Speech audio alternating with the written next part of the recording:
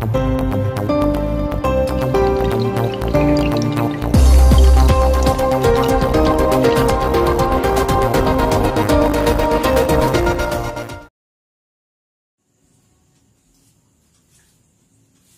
Students, कैसे हैं आप लोग? बढ़िया। ओके, प्रीवियस क्लास में हम लोग पढ़ा था रिलेशन एंड फंक्शन के बारे में। प्रीवियस वीडियो में हमने ये पढ़ा रिलेशन क्या होता है और रिलेशन कहां से आता है। अब हम लोग पढ़ेंगे types of relations. So before starting our chapters, first of all do some revisions. Okay, so previous video में अगर आप लोग प्रीवियस वीडियो नहीं देखे हैं तो मेरा रिक्वेस्ट ये है कि पहले प्रीवियस वीडियो देख लीजिए, रिलेशन फंक्शन का मेरा पहला पार्ट, फिर दूसरा पार्ट आपको समझ में आएगा। अगर आप उसको नहीं समझेंगे तो ये बहुत ही डिफिकल्ट हो जाएगा आपको समझने में। और ये ही बहुत ही एक इंटरेस्टिंग चैप्टर है और ये आप कह सकते हैं बहुत ही कंफ्यूजन चैप्टर है, जो बहुत ही कंफ्यूजन क्रिएट करता है। इसलिए आप जैसे जब भी पढ़ेंगे रिलेशन फंक्शन को, आप अच्छी तरह से स्टेप बाय स्टेप पढ़ेंगे ताकि आपको जितने सारे क्वेश्चन से आप कंप्लीटली एंड परफेक्टली आप उसको कर पाएंगे। तो start our chapters. So first of all will do some revision from the previous video. Okay, so previous video में क्या था? रिलेशन था। रिलेशन कहां से आता है? रिलेशन एक ए क्रॉस बी का एक कार्टेशियन प्रोडक्ट का सबसेट होता है। Relation R is the subset of A cross B. A cross B क्या होता है? ए क्रॉस बी होता है Cartesian product of A and B. A B क्या होता है? ए एक सेट है एंड बी एक सेट है, दोनों नॉन जीरो सेट होने चाहिए। तो जब ए क्रॉस बी लेंगे तो उसमें क्या आएगा? ऑर्डर पेयर्स आते हैं। ए क्रॉस में कैसे एलिमेंट आता है? Order pairs. तो ये set, order pairs and Cartesian product, ये सारी चीजें हमने पहले वीडियो में हमने डिस्कस कर लिया था। अब हम लोग आएंगे types of relation and functions. So types of relation, there are different types of relations. First of all, we read the null relations or void relation or empty relations. Okay, so first types of relation. तो पहला relation क्या है? null और void और empty relations. Empty relation क्या है? जब हमने सेट में पढ़ा था तब वहां एक ठो टर्म था एम्प्टी सेट। तो एम्प्टी सेट होता क्या है कि एक सेट ऐसा है जिसमें कोई भी एलिमेंट नहीं हो। लेकिन अगर सेट में एक कोई भी एलिमेंट नहीं होता है तो सेट बनेगा कैसे? ऐसे बनेगा कि ऐसे हम लोग उसमें एक ऐसे एलिमेंट लेंगे जो कि एग्जिस्ट ही ना हो। जैसे अगर हम ये बोलेंगे कि the seat of the month having 31 days, तो हमको 7 मंथ मिलेंगे जो कि 31 डेज के हैं। लेकिन अगर हम लोग ये बोलेंगे the seat of the month having 32 days, तो 32 डेज का कोई भी मंथ नहीं होता। तो इसका मतलब क्या? ऐसे अगर सेट बनाएंगे जिसमें 32 डेज का होने वाला मंथ को हम अगर ले जाएंगे तो उसमें इसका मतलब क्या है? इसमें कोई भी एलिमेंट नहीं रहेगा, तो उसको बोलेंगे एम्प्टी सेट। जैसे ही एम्प्टी सेट होता है उसी तरह होता है एम्प्टी रिलेशन, जिसमें से कोई भी एलिमेंट नहीं होता है। एक रिलेशन में कैसा एलिमेंट होता है? Order pairs. दैट मीन्स एक रिलेशन ऐसा है जिसमें कोई भी एलिमेंट नहीं हो। That means a relation R is said to be an empty relation if it has no any element, कोई भी एलिमेंट नहीं होगा। फॉर एग्जाम्पल, सपोज हम लोग एग्जाम्पल लेंगे r is equals to x, y। Relation में कैसे एलिमेंट्स आते हैं? ऑर्डर पेयर्स आते हैं। तो x, y such that x minus y belongs to n, x minus y belongs to n and x belongs to a and y belongs to b. और ए क्या दे रखा है, ए इज इक्वल टू दिया है 1 2 3 4, B क्या दे रखा है 8 9 10 11। अब देखिए ऑर्डर पेयर बनाइए। ऑर्डर पेयर कैसे बनेगा, इसका रिलेशन दे रखा है कि x minus y belongs to n होना चाहिए। तो अब x कहां से आएगा, a सेट से आएगा, b कहां से, y कहां से आएगा, b सेट से आएगा। अब x a सेट से कोई भी एलिमेंट लीजिए और b सेट से कोई भी एलिमेंट लीजिए और उसका अगर माइनस करेंगे, ऐसा एक एलिमेंट लेंगे जिसका सबट्रैक्शन क्या होना चाहिए, बिलोंग्स टू n होना चाहिए। अब देखिए कोई भी एलिमेंट, इसमें ऑर्डर पेयर से सारे ऑर्डर पेयर आ जाएंगे। कितने ऑर्डर पेयर आएंगे, इसमें 4 एलिमेंट है और इसमें 4 एलिमेंट, तो ऑर्डर पेयर कितने आने चाहिए, 16 एलिमेंट आएंगे। तो 16 एलिमेंट्स में कोई भी एलिमेंट ऐसा नहीं है जो ये रिलेशन को सैटिस्फाई करता है। तो दैट मीन्स आर में क्या रहेंगे, कोई भी नहीं रहेंगे। समझ में आया। लेकिन अगर यही चीज को हम उल्टा कर देंगे, R is equal to x comma y such that x y minus x belongs to n और x belongs to a and y belongs to b। अब अगर हम देखेंगे y minus x belongs to n होना चाहिए, y कहां से आएगा, b से आएगा। तो b से कोई भी एलिमेंट लीजिए और a से कोई एक एलिमेंट लेके पेयर्स बनाइए जो ये रिलेशन सेटिस्फाई करता हो। तो हर कोई ऐसा रिलेशन सेटिस्फाई करे, 8 माइनस 1 वो 7 हो जाएगा, 7 बिलोंग्स टू n। तो ये इसमें क्या हो जाएगा, r में, इसमें इसको अगर हम r1 देते हैं और सपोज इसको R2 देते हैं, तो R2 में क्या सारे एलिमेंट रह जाएंगे। कैसे रहेंगे, 8,1 रहेगा, 8,2 रहेगा, 8,3 रहेंगे, 8,4 रहेंगे। इस तरह बहुत सारे एलिमेंट्स आ जाएंगे। क्योंकि 8,1 ये R में रहेगा, क्यों रहेगा कि 8 माइनस 1 कितना होता है, 8 minus 1 equal to 7 and 7 belongs to n। तो ये रिलेशन को वो सेटिस्फाई करता है। ठीक है, तो इसका मतलब क्या, ये R2 एक रिलेशन एम्प्टी रिलेशन नहीं है, जहां की R1 एक एम्प्टी रिलेशन है। क्यों, इसमें कोई भी एलिमेंट नहीं होता है मौजूदा रिलेशन को देखते हुए। ठीक है, अब हम दूसरा रिलेशन पढ़ेंगे।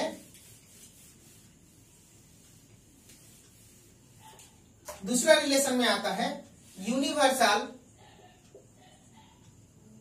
रिलेशन। यूनिवर्सल रिलेशन क्या होता है, एक रिलेशन वो होता है जिसमें कि एक रिलेशन तो हमेशा ए क्रॉस बी में होता है। मतलब हमको एक रिलेशन बनाने के लिए दो सेट चाहिए, जिसमें से एक सेट का एलिमेंट के साथ दूसरा सेट का एलिमेंट का कुछ ना कुछ कनेक्ट होना चाहिए। अब हम अगर लेंगे कि ए क्रॉस बी का सारा एलिमेंट अगर रिलेशन में आ जाता है, रिलेशन एक आर का एलिमेंट कहां से आएगा, ऑर्डर पेयर से आएंगे, कहां से आएगा, ए क्रॉस बी से आएगा। लेकिन अगर ए क्रॉस बी का सारा एलिमेंट रिलेशन में आ जाते हैं तो उसको हम लोग बोलेंगे एक universal relation. Same example will tell, a relation R is said to be an universal relation if all order pairs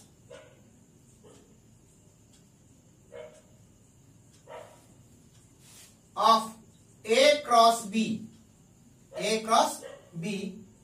are present in relation R. Okay, तो ये रिलेशन में जो हम दो सेट लिए हैं ए क्रॉस बी, इसमें से जितने सारे एलिमेंट्स आएंगे, जितने सारे ऑर्डर पेयर्स आएंगे, अगर वो सारे ऑर्डर पेयर्स हमारा रिलेशन में आ जाते हैं तब हम इसको बोलेंगे एक universal relation. For example, same example, suppose R is equal to x comma y such that x minus y belongs to n, where x belongs to a and y belongs to b.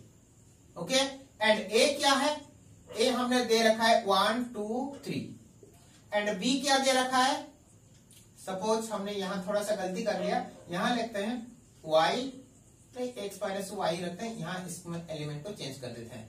Suppose हम यहां रखेंगे 6 7 8 and b क्या रख रहे हैं, b is equal to 1 2 3, 4 भी रख लेते हैं। ठीक है, अब हम देखते हैं कि रिलेशन में क्या आएगा। रिलेशन में क्या है, अगर हम ऑर्डर पेयर्स, इसमें क्या क्या ऑर्डर पेयर्स बनेंगे, x, y should be the order pair such that x minus y belongs to n। Here 6 minus 1 6, 1 ये ऑर्डर पेयर बनेंगे क्योंकि 6 minus 1 equal to 5 which is belongs to n। और 6, 2 भी होंगे इस तरह, 6, 3 भी होंगे, 6, 4 भी होंगे, एंड 7, 1 भी होंगे, 7, 2 भी होंगे, 7, 3 भी होंगे, 7, 4 भी होगा, 8, 1, 8, 2 एंड 8, 3, 8, 4। ये सारे ऑर्डर पेयर्स क्या हैं, ये है तुम्हारा a क्रॉस b। समझ में आया? तो a क्रॉस b का ये सारे ऑर्डर पेयर्स, क्योंकि इसमें 3 एलिमेंट और इसमें 4 एलिमेंट है, तो टोटल कितने एलिमेंट होना चाहिए a क्रॉस b में, 12 एलिमेंट। तो यहाँ 12 एलिमेंट है, 4, 4, 8, 4, 12 एलिमेंट। अब हम देखते हैं रिलेशन में, जो ये रिलेशन को सेटिस्फाई करता है उसमें रिलेशन में कितने ऑर्डर पेयर्स आते हैं। देखिए 6 minus 1 क्या रिलेशन होना चाहिए, x minus y belongs to n, ये होना चाहिए। तो यहाँ 6 minus 1 कितना होता है, 5 belongs to n, that means ये जाएगा रिलेशन में। 6 minus 2 equal to 4, it is also belongs to n, that means ये भी जाएगा। इसी तरह करते हुए हमारा सारा एलिमेंट किसमें चले जाएंगे, a क्रॉस रिलेशन में। तो 6, 1, 6, 2, इस तरह सारा एलिमेंट हमारा a क्रॉस b का सारा एलिमेंट R में आ जाएंगे। तो अब इस केस में हम लोग क्या कह सकते हैं, R is an universal relation. समझ में आया? तो इसका मतलब हमारा ऑर्डर पेयर्स में कार्टेशियन प्रोडक्ट, दो सेट का कार्टेशियन प्रोडक्ट में जितने सारे एलिमेंट हैं, अगर वो सारे एलिमेंट किसी रिलेशन में आ जाते हैं तब हम इसको बोलेंगे यूनिवर्सल रिलेशंस। और यहाँ और एक चीज हम बोलना चाहेंगे, यहाँ दो सेट चाहिए हमको A एंड B। कभी कभी ये क्वेश्चन में और कभी कभी ये बोलता है कि R is defined in A। इसका मतलब क्या होता है, R is defined in A with A, that means यहाँ जो हम यहाँ लिख रहे हैं R defined from A to B, मतलब ये जो रिलेशन बनता है फ्रॉम A टू B। अगर हम एक सेट मुझे दिया जाए और रिलेशन बनाने के लिए दिया जाए तो हम लोग इसको क्या बोलेंगे, R is defined in A। इसका मतलब क्या होता है, R is defined from A to A। A का किसी एलिमेंट के साथ अगर A का किसी एलिमेंट का कनेक्ट हो जाए तो वो होगा क्या, relations are from A to A। ठीक है, तो ये हो गया हमारा यूनिवर्सल रिलेशंस। इसके बाद एक इंपॉर्टेंट रिलेशन आएगा इंडेक्स रिलेशन। इसे थोड़ा ध्यान से देखिए, ये बहुत ही इंपॉर्टेंट रिलेशन है। इंडेक्स रिलेशन क्या होता है, a relation R is defined in A relation R is defined in A if for each and every element of A is connect with itself only। तो इस चीज को थोड़ा ध्यान से देखिए, ये थर्ड टाइप ऑफ रिलेशन है इंडेक्स रिलेशन। इसमें क्या होता है, a relation R is defined in A। इसका मतलब क्या, A का A से ही कनेक्ट हो रहा है, मतलब A का रिलेशन A से हो रहा है। ठीक है, तो रिलेशन A से A तक, तो इसको हम लोग क्या लिख सकते हैं, रिलेशन A टू A। ठीक है, तो is defined if for each and every element of A। तो इसका मतलब क्या, A का each and every element is connect with, मतलब हर एलिमेंट ऑफ A किसके साथ कनेक्ट होना चाहिए, इटसेल्फ, मतलब अपने आप के साथ ही होना चाहिए, एंड ओनली। तो इसका मतलब क्या है कि अगर एक एग्जांपल के साथ हम लोग देखते हैं, सपोज ये है A और ये है हमारा A is equal to suppose 1 2 3 4। ठीक है, तो हमने एक रिलेशन बनाया, ऑर्डर पेयर क्या है, रिलेशन में हमने दिया, तो एक रिलेशन 1 दिया, रिलेशन 2 दिया, रिलेशन 3 दिया। तो इसमें हम लोग क्या लिखे, ऑर्डर क्या लिखे, 1, 1, 1, 2, 2, 3, 3 इतना दिए। और इसमें दिया सपोज 1, 1, 2, 2, 3, 3, 4, 4, 1, 3। और इसमें दिया 1, 1, 1, 2, 3 sorry 2, 2, 3, 3, 4, 4।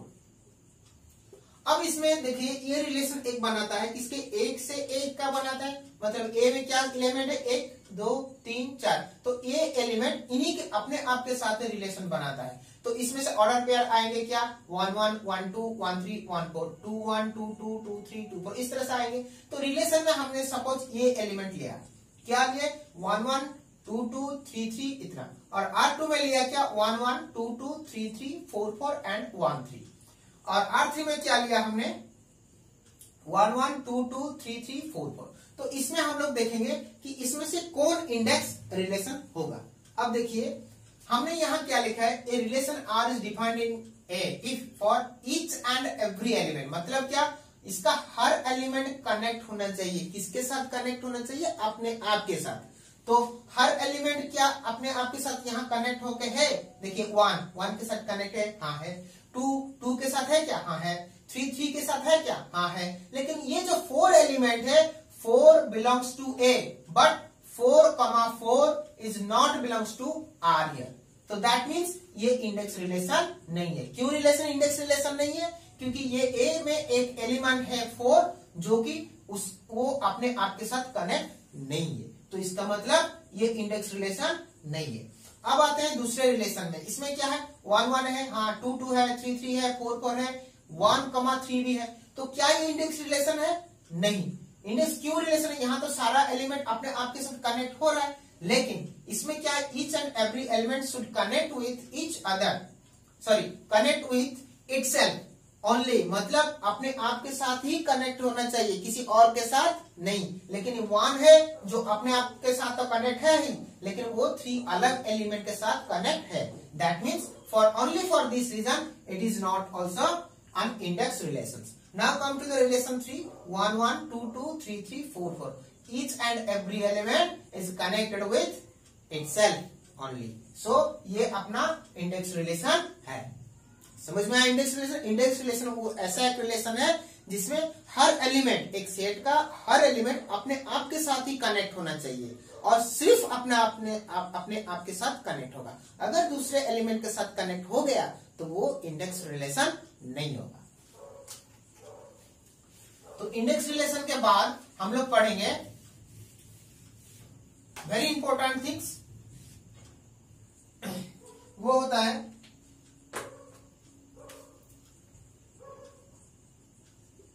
Reflexive relation.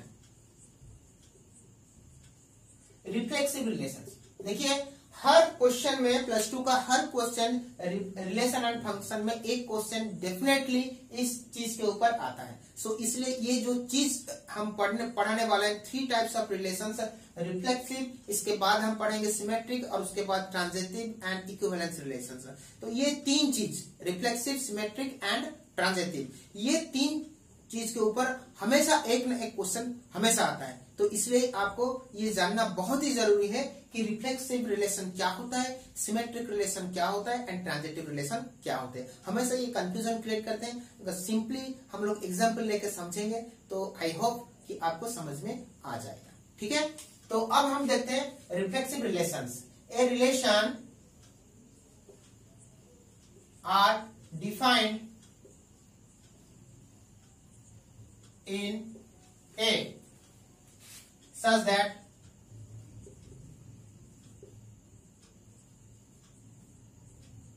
each and every element of set A should connect with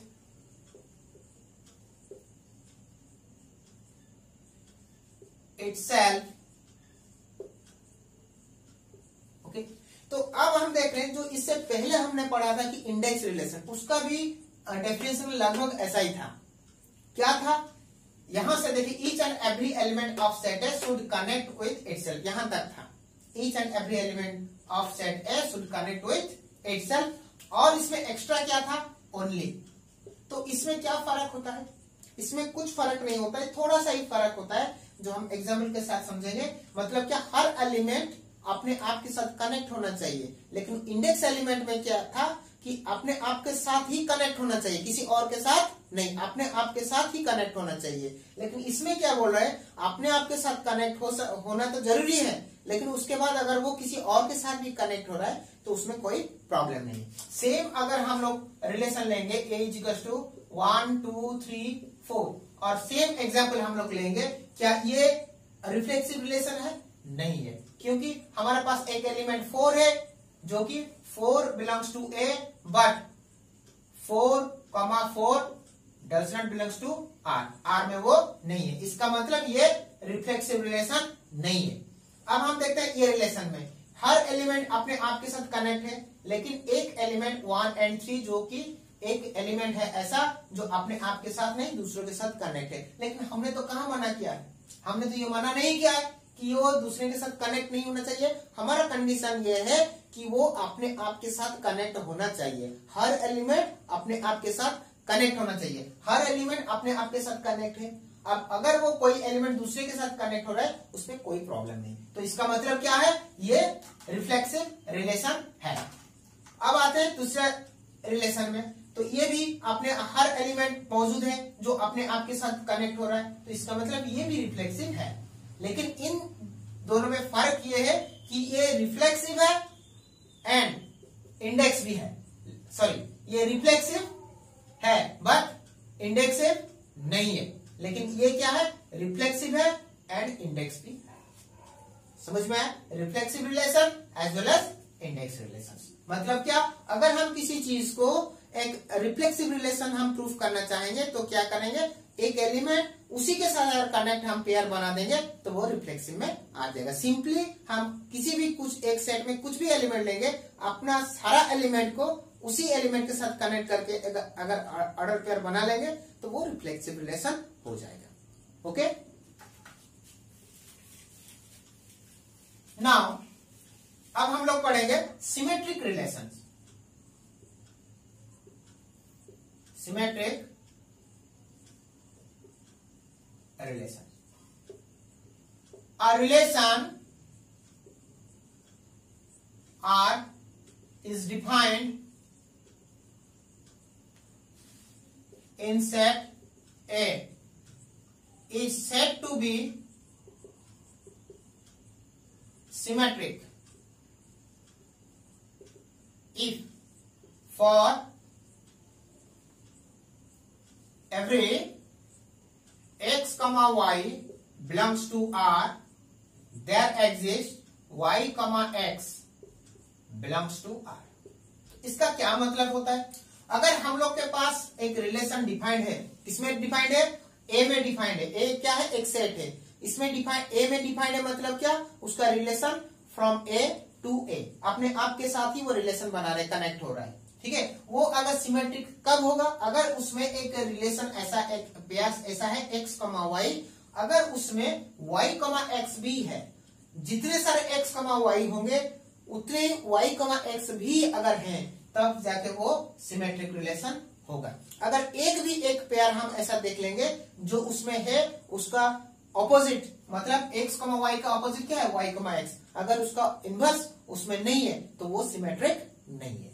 example अगर देंगे, सपोज हम एक रिलेशन लेंगे R1 R2 R3, इसमें देंगे 1 2 2 3 2 1 3 2 एंड 1 3 3 2 2 3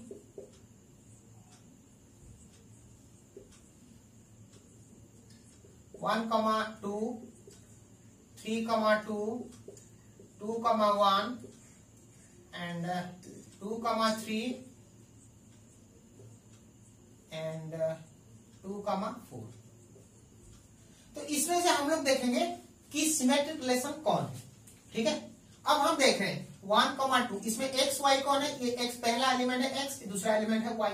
तो इसके लिए क्या उसका एक्स वाई इसमें कौन हुआ 1, 2, तो 1 हो गया एक्स, वाई हो गया 2। तो इसमें मतलब क्या वाई एक्स है क्या, इसके अंदर वाई एक्स क्या होगा 2,1 क्या है, हाँ है। और उसके बाद हम देखें 2,3, 2,3 का अपोजिट क्या हो गया 3,2। अगर ये एक्स वाई होगा तो ये वाई एक्स होगा, क्या ये है, हाँ। तो इसका हर एक्स वाई के लिए वाई एक्स इसमें मौजूद है, तो इसका मतलब क्या है, ये सिमेट्रिक है। इसमें देखेंगे 1,3, इसका अपोजिट क्या है 3,1, 3,1 मौजूद है, नहीं है। 3,2, 2,3 है। तो लेकिन 1,3 के लिए हमारे पास 3,1 नहीं है, तो इसका मतलब हम क्या लिखेंगे, for 1,3 belongs to R, 3,1 does not belongs to R, that means it is not symmetric। अब हम यहां देखते हैं 1,2 इसका मतलब 2, है या नहीं, हाँ है। 3,2 इसका मतलब 2,3 है कि नहीं, हाँ है। फिर उसके बाद हम देखते हैं 2,4 है, लेकिन इसका 4,2 नहीं है, तो इसका मतलब ऑपोजिट इसका नहीं है। तो हम क्या लिखेंगे, for 2,4 belongs to R, 4,2 does not belongs to R। इसका मतलब क्या है, ये सिमेट्रिक नहीं है। तो इसका मतलब क्या, ये मेरा एजम्पशन पहले ही रहेगा, अगर वो रिलेशन में x, y नाम के एक पेयर है और उसमें उसी रिलेशन में अगर y, x अगर मौजूद है तब जाके वो सिमेट्रिक होगा। अगर बहुत सारे एलिमेंट जो कि वो सिमेट्रिक का रूल्स फॉलो कर रहे हैं, लेकिन एक एलिमेंट ऐसा हमको मिल जाएगा जो कि वो रूल्स फॉलो नहीं कर रहा है, for x, y, x does not belongs to that relation, अगर एक ऐसा एलिमेंट हमको मिल जाएगा तो वो सिमेट्रिक नहीं होगा। भले ही 10, 15, 20 वो एलिमेंट्स वो फॉलो कर रहे हैं, लेकिन एक एलिमेंट अगर हमको मिल जाएगा कि वो फॉलो नहीं कर रहा है, तो इसका मतलब वो सिमेट्रिक नहीं है। इसके बाद हम लोग पढ़ेंगे transitive relations. Transitive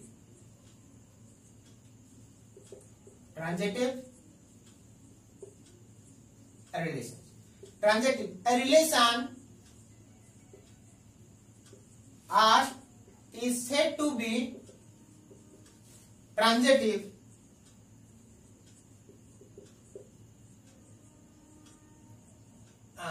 said to be transitive, यहां हमने डिफाइंड नहीं लिखा,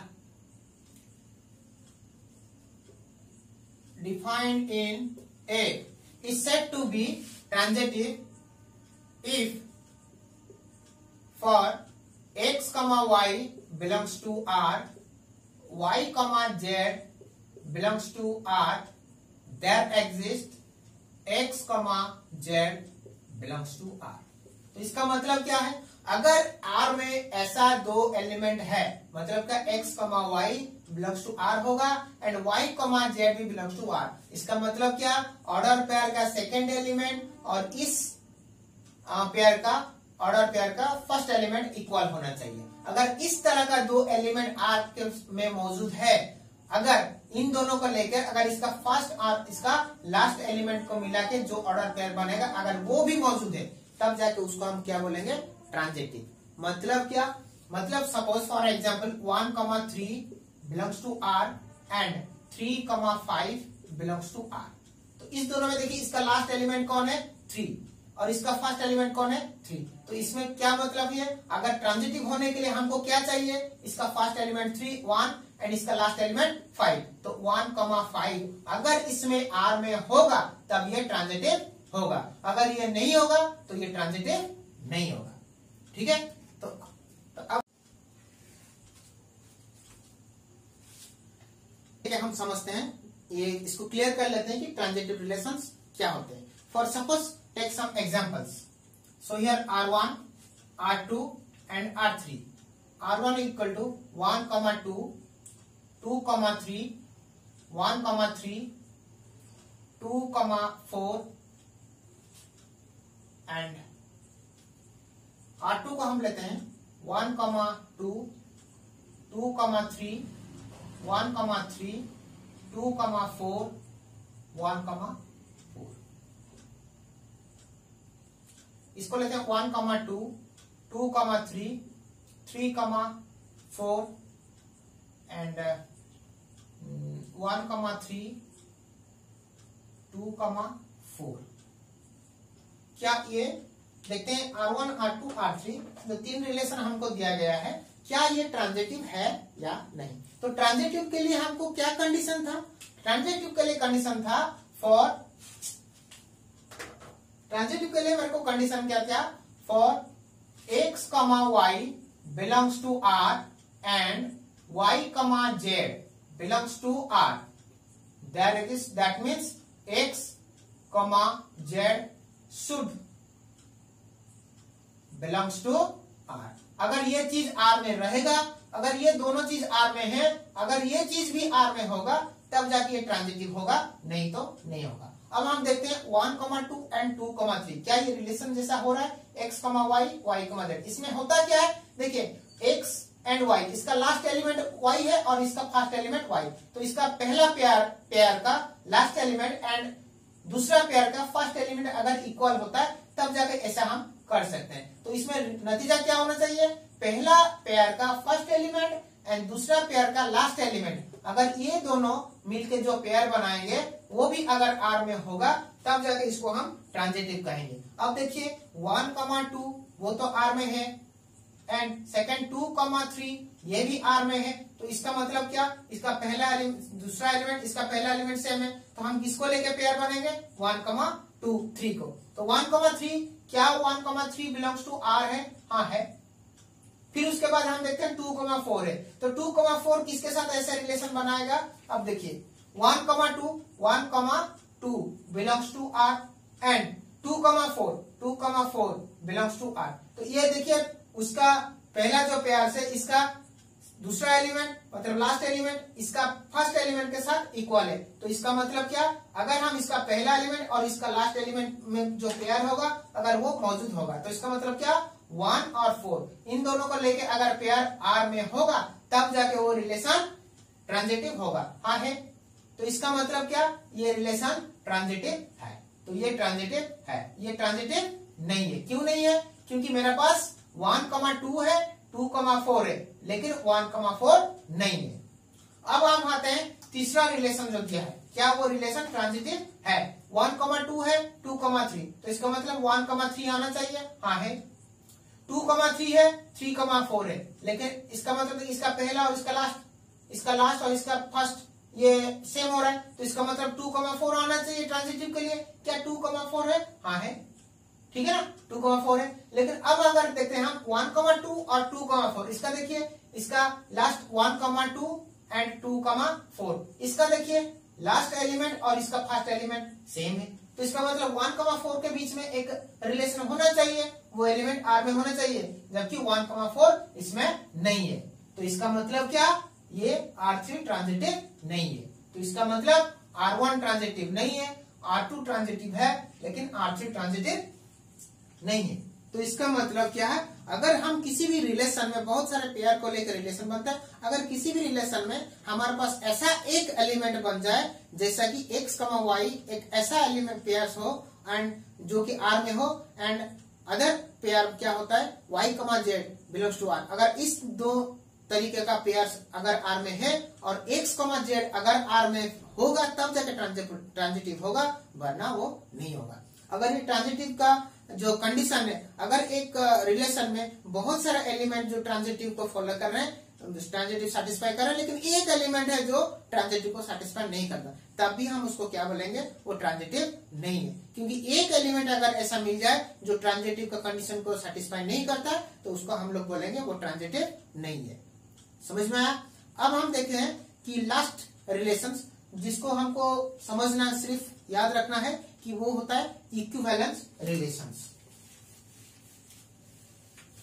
लास्ट रिलेशंस क्या है, equivalent relations. Equivalent relations, a relation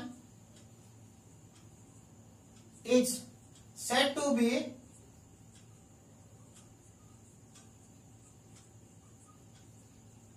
equivalence relation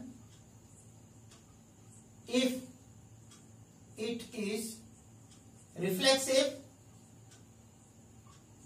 symmetric and transitive,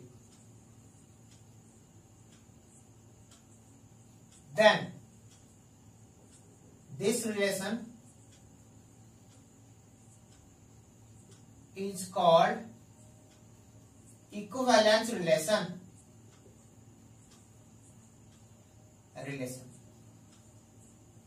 तो इसका मतलब क्या है, कोई भी रिलेशन अगर वो रिफ्लेक्सिव भी है, सिमेट्रिक भी है और ट्रांजिटिव है तो वो उसको हम लोग बोलेंगे इक्विवेलेंस रिलेशंस। ओके, तो स्टूडेंट्स आज हमने कुल 6 प्रकार का रिलेशंस पढ़ा है।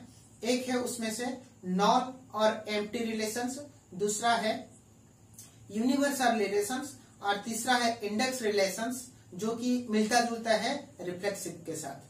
चौथा है reflexive relations and fifth relation is symmetric and sixth relation is transitive and seventh relation is जो रिलेशन रिफ्लेक्सिव होगा, सिमेट्रिक होगा, ट्रांजिटिव, ये तीनों रिलेशन हो गए, वो रिलेशन को हम लोग बोलेंगे इक्विवेलेंस रिलेशंस। ओके, तो स्टूडेंट्स आज हमने डिफरेंट टाइप्स ऑफ रिलेशन पढ़े हैं। तो आई होप कि आपको ये वीडियो समझ में आ गया होगा। अगर आपको कहीं प्रॉब्लम है या कहीं समझ में नहीं आता हो तो ये वीडियो को फिर से पॉज करके आप देख सकते हैं और अगर आपको फिर भी डाउट क्लियर नहीं होता है तो मुझे आप कमेंट बॉक्स में कमेंट कर सकते हैं या तो मुझे अपना फोन नंबर में डायरेक्टली कांटेक्ट कर सकते हैं। मेरा फोन नंबर 8249046718 ये मेरा फोन नंबर है। इसमें से आप मुझे कांटेक्ट भी कर सकते हैं, मैसेज भी कर सकते हैं। And students one very important thing for you, very important message for you कि जब भी आप इसको वीडियो को देखते हैं उसका पहले वीडियो जो हमने अपलोड किया है उसको पहले आप देख लीजिए। अगर नहीं देखे हैं, अगर पूरा समझ में नहीं आया है तो उसको पहले देख लीजिए, उसके बाद इसको देखिए ताकि आपको कंप्लीटली समझ में आ जाएगा। लेकिन अगर आपने पहला वीडियो नहीं देखा है तो ये दूसरा वीडियो आपको बहुत ही तकलीफ देगा, आपको समझ में नहीं आएगा। और ये 2 वीडियो अगर आपने कंप्लीटली नहीं देखा है, मतलब कंप्लीटली नहीं समझा है, जो तीसरा वीडियो हम अपलोड करेंगे वो आपको बिल्कुल ही समझ में नहीं आएगा। तो पहले आप इन दोनों वीडियो को अच्छी तरह से देख लीजिए, समझ लीजिए। हम बहुत जल्द ही तीसरा वीडियो अपलोड करेंगे जो कि इस रिफ्लेक्सिव, सिमेट्रिक और ट्रांजिटिव रिलेशन के कुछ एग्जांपल्स रहेंगे और कुछ क्वेश्चन आंसर रहेंगे और कुछ क्वेश्चन ऐसे रहेंगे जो ट्रांजिटिव इक्विवेलेंस रिलेशन हो। तो रिलेशन के ऊपर में ही क्वेश्चंस आपको सॉल्व करेंगे नेक्स्ट वीडियो में। और ज्यादातर क्वेश्चंस ये रिफ्लेक्सिव, सिमेट्रिक और ट्रांजिटिव के ऊपर ही आता है। रिलेशन का जो भी क्वेश्चन 3 मार्क या 4 मार्क का एक क्वेश्चन डेफिनेटली आता है रिलेशन में से, तो वो क्वेश्चन कहाँ से आता है, रिफ्लेक्सिव, ट्रांजिटिव एंड सिमेट्रिक, ये तीनों को मिला के क्वेश्चन आता है। तो ये बहुत ही इंपॉर्टेंट क्वेश्चन है, आप इसको अच्छी तरह से समझ लीजिए और अगर कोई भी प्रॉब्लम हो आप मुझे कांटेक्ट कर सकते हैं, ठीक है। And last of all please, अगर आपको मेरा वीडियो पसंद आया तो आप प्लीज इसको सब्सक्राइब कर लीजिए एंड आपके पास में जो बेल आइकन है उसको भी प्रेस कर दीजिए ताकि जब भी हम दूसरा वीडियो अपलोड करेंगे आपको उसका नोटिफिकेशन बहुत जल्द मिल जाएगा, ठीक है। अगर आप सब्सक्राइब नहीं करेंगे तो आपको नोटिफिकेशन नहीं मिलेगा, ठीक है। तो आप प्लीज आप सब्सक्राइब कर लीजिए एंड पास में जो बेल आइकन है उसको प्रेस कर दीजिए और हो सके तो आपके जितने फ्रेंड सर्कल है उनमें भी आप शेयर कर दीजिए ताकि वो लोग भी इस चीज को जान ले, ठीक है। And goodbye. I hope कि आपको ये दिन अच्छा रहेगा। Thank you.